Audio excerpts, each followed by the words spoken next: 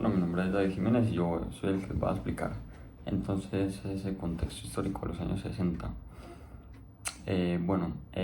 Todo empezó en San Francisco, 1966, donde un científico llamado Albert Hoffman se encargó él mismo por un accidente de experimentar como esa parte con la droga LSD que él mismo creó. Fue el primer viaje que él tuvo. Cabe destacar que esta droga no era con fines de uso libre o de recreatividad, sino que era con fines para la terapia, ¿cierto? Era con fines terapéuticos.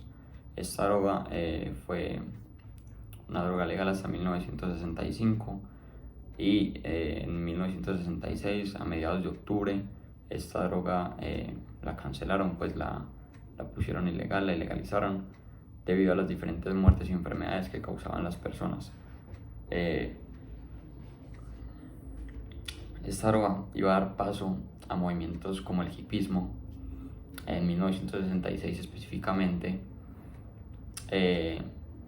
dándole como fuerza a esta droga también personajes que influyeron, tanto cantantes, actores, actrices y personajes de la ciencia e incluso profesores de universidades muy respetados.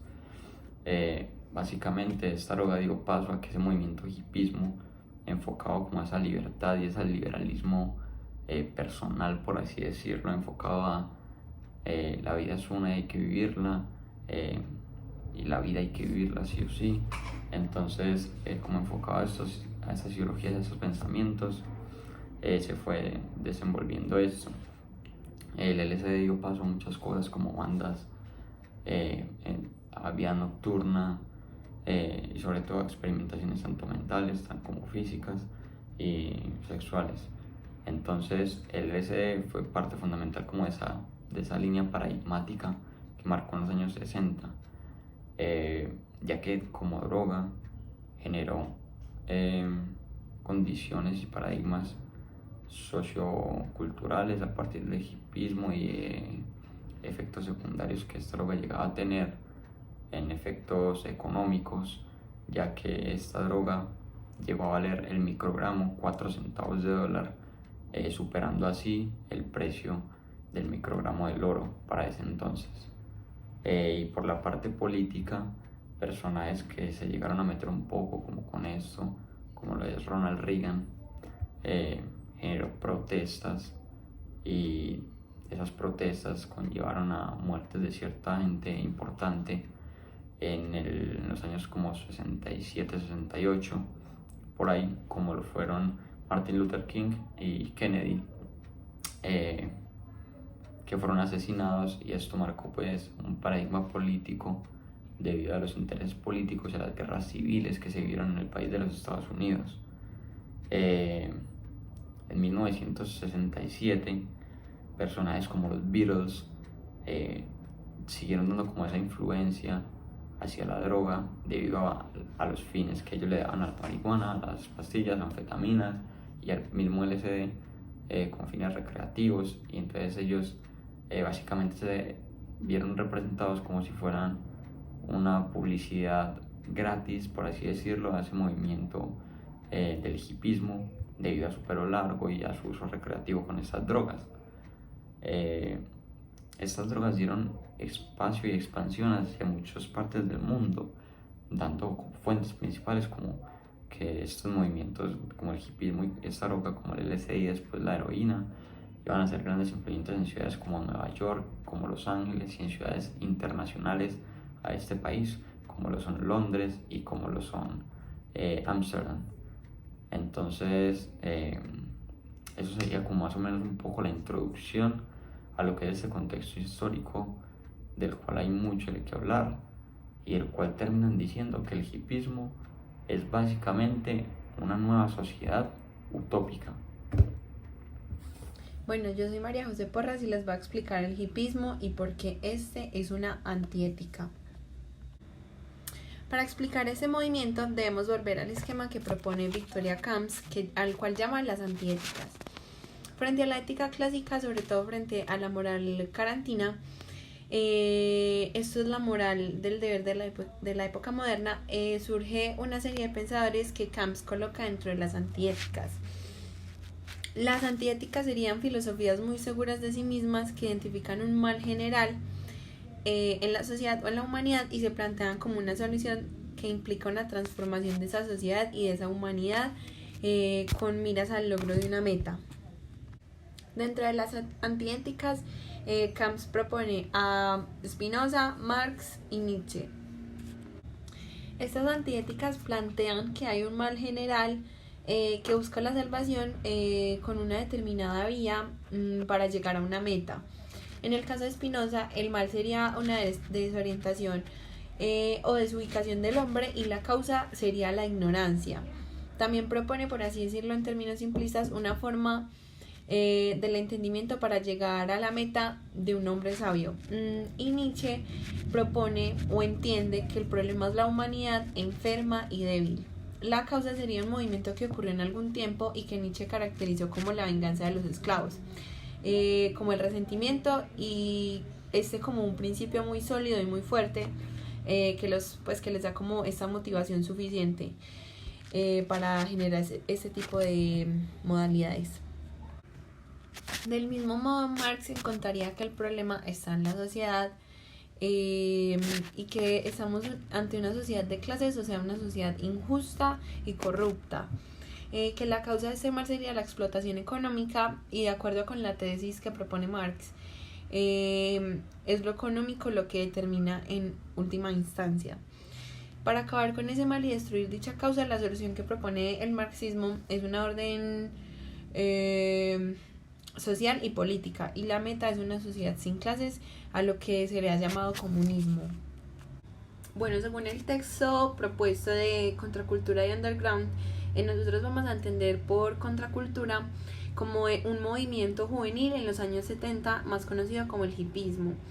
En resumen, se puede decir que la contracultura juvenil de los años 60 constituye toda una pragmática ética que se enfrenta a la cultura moderna y pretende socavar sus bases. Los jóvenes de los 60 invierten en la casualidad, mientras que para Marx el mal es la sociedad y la causa de la explotación económica. Para los jóvenes de los 60 la causa es la sociedad y el mal la forma de vida de los adultos que se ha integrado a la sociedad capitalista que genera la producción de consumo y como tal solo hace dos exigencias a los individuos: producir y consumir. Producir ordenada y disciplinadamente y consumir desmesuradamente en cantidades industriales. Si la producción genera frustración, el hombre debe buscar gratificación a través del consumo. La producción y el consumo son las mayores exigencias que la sociedad le hace a un hombre. La revolución es un concepto moderno. Este tiene que ver con la gran cantidad de hombres que participen y la gran cantidad de recursos que tengan en un orden universal. Es decir, tiene que ver con lo abstracto mientras la vida humana es algo concreto. Toda revolución exige el sacrificio de todos los aspectos concretos del hombre y de la vida humana por ideas abstractas y oscuras y a veces manipuladas y difíciles de controlar. Los jóvenes de los 60 ven en la revolución una forma de alineación, así también el trabajo, el estudio, la técnica, es decir, valores inclusive aceptados dentro de la sociedad que pueden llegar a ser parte y forma de una alineación. El hipismo rechaza todo lo que sea ortodoxo y todo el pensamiento positivista. Se propone que la vía de salvación no es a través de la política, sino de la cultura. La contestación es de carácter cultural y se presenta como universal y profundo. Pese a su universalidad, la contestación no tiene el sentido de lo general, sino de lo abstracto, el sentido concreto de lo singular, y la meta de esto sería la contracultura. Como conclusión, podríamos decir que como las antiéticas son propuestas como filosofías muy seguras de sí mismas, las cuales identifican un mal en la sociedad y se plantean como una solución que transforma la sociedad, podemos justificar el hipismo como antiética en base a los ideales que este movimiento defiende, como combatir las ideas del racismo, la guerra, la desigualdad, el autoritarismo, el ortodoxo, el positivismo, y plantearse como la solución a la sociedad. En este punto, lo que nos atañe es la pregunta sobre la posibilidad de una cultura ciudadana a partir de la contracultura. Y me parece importante entender, antes de responder esta pregunta, que en los años 60 aparece la juventud, el nacimiento del rock, para poder entender el movimiento juvenil que se desarrolla de manera paralela al eje histórico ortodoxo occidental, ¿cierto? Nosotros de esta afirmación podemos inferir que el movimiento de la contracultura es un movimiento poco ortodoxo. Esto quiere decir que no es tradicional, que se desprende de los dogmas y que sugiere un cambio radical de pensamiento y un cambio social, ¿cierto? Para poder pensar en cultura ciudadana es importante primero entender la filosofía de la contracultura. Para poder filosofar nosotros pensamos, nosotros planteamos y divulgamos la concepción del mundo, en este caso la concepción del mundo de la contracultura.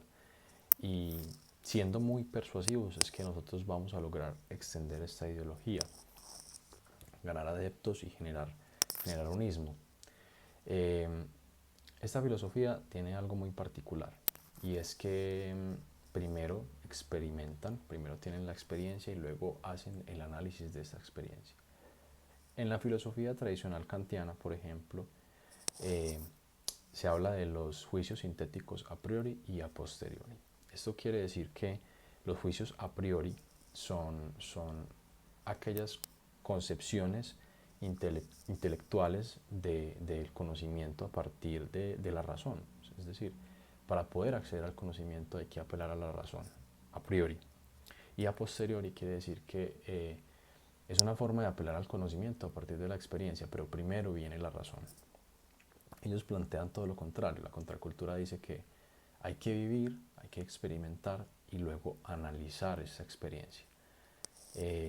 Por lo tanto, esta filosofía se convierte en una forma de vida. El pensamiento filosófico de la contracultura se convierte en una forma de vida. Pensadores como Spinoza, Nietzsche y Marx figuran en la historia como pensadores, tal y como lo hacen los jóvenes de los años 60, pero yo creo que a ellos se les puede llamar más experimentadores que pensadores, porque ellos vivieron su forma de pensar. Ahora bien, ¿cómo sabemos si existe la posibilidad de cultura ciudadana a partir de esta antiética que es la contracultura? La contracultura nos plantea que solo existe un sistema de producción y un sistema de consumo, que la vida adulta se basa en consumo y producción y que ya no se encuentra gratificación en nada, solamente se encuentra la gratificación en el consumo.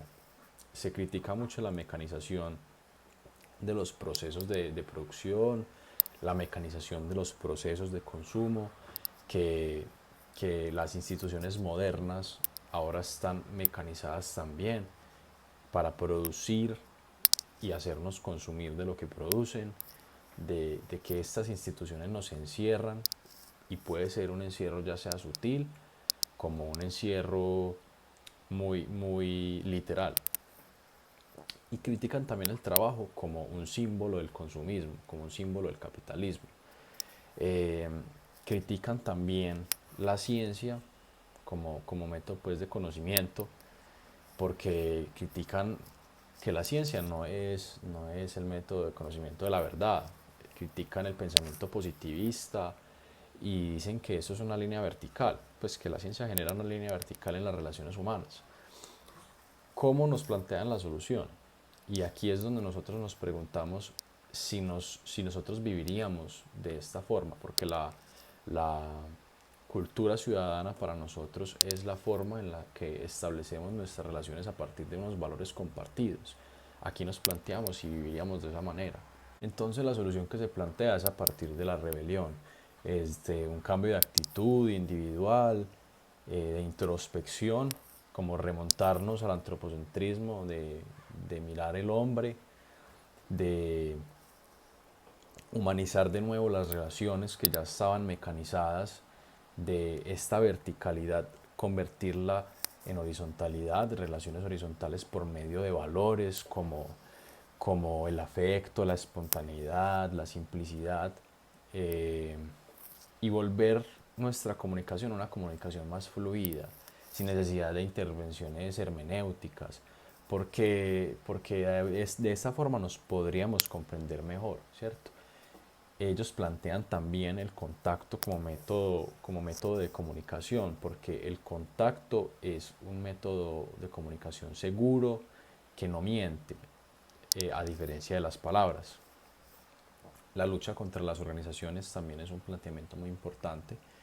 Eh, Además, este es un punto cuestionable porque no todo el mundo sería capaz de vivir de esta forma por la inmersión tan profunda que tiene nuestra sociedad en las dinámicas capitalistas y de consumo, y es la vida autárquica, a partir de la naturaleza, pues con relación a la naturaleza, eh, una vida más austera, ¿cierto?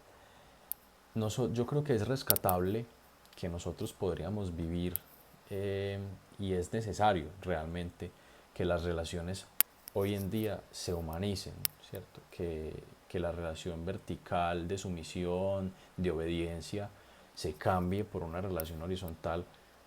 No estoy sugiriendo que los roles de jerarquía en la sociedad necesiten una transformación. Evidentemente lo que necesita una transformación es la forma en la que estos roles se relacionan. El trato humano no se puede dejar de lado. Y yo creo que de esta forma podemos tener una cultura ciudadana a partir de la contracultura, humanizando las relaciones o volviendo a las relaciones verticales horizontales a partir de los valores que nos plantea la contracultura.